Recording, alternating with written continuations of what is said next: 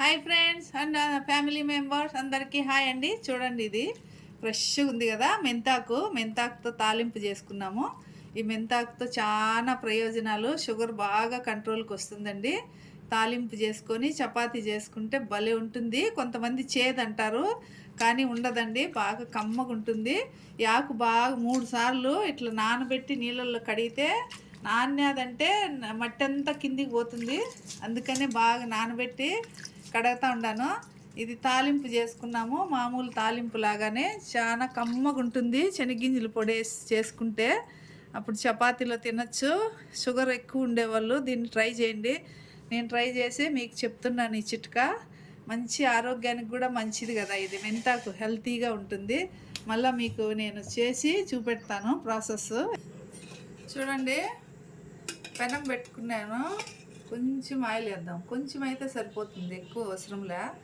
ఆకు తాలింపు కదా. ఆయిల్ కొంచెం వేడి ఎక్కనిద్దాము.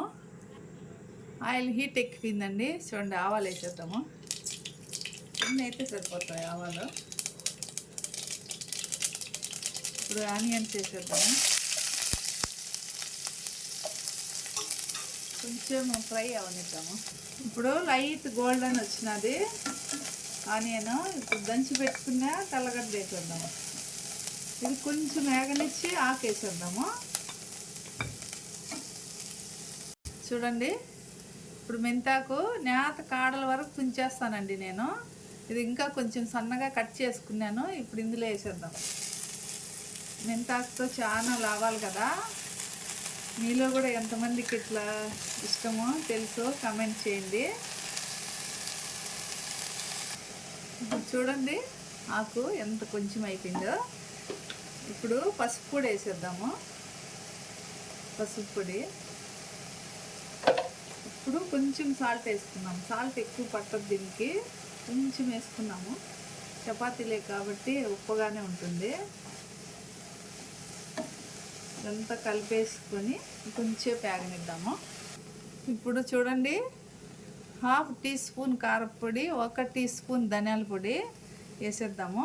కారం ఎక్కువ పట్టదు, చపాతీలు ఎక్కువ కాబట్టి అన్నంలో అయినా కూడా తినచ్చు. కానీ బ్రేక్ఫాస్ట్ తింటే షుగర్ ఎక్కువ ఉండే వాళ్ళకు బాగా కంట్రోల్కి వస్తుంది. బ్రేక్ఫాస్ట్ డిన్నర్కి అట్లా ఈ తాలింపుతో చపాతీతో తింటే షుగర్ ఉన్నప్పుడు అన్నీ తినాలనిపిస్తుంది. షుగర్ రాకముందు నాకైతే ఈ స్వీట్లు అంటే అస్సలు ఇష్టం ఉండేది కాదు. ఇప్పుడైతే స్వీట్లు చూస్తే తినాలనిపిస్తుంది, మామిడికాయలు తినాలనిపిస్తుంది. ఒక్కొక్కసారి కంట్రోల్ చేసుకోలేం కదా. ఎక్కడికన్నా బంధువుల ఇంటికి వెళ్ళినప్పుడు ఏం కాదులే ఈరోజైతే ఒకరోజుకి ఏం కాదులే తినండి అని బలవంతం చేస్తారు. ఒక్కొక్కసారి తినేయాల్సి వస్తుంది. అట్లాంటప్పుడు పెరిగిపోయినప్పుడు మళ్ళీ మన బాధలు మనకు తప్పవు.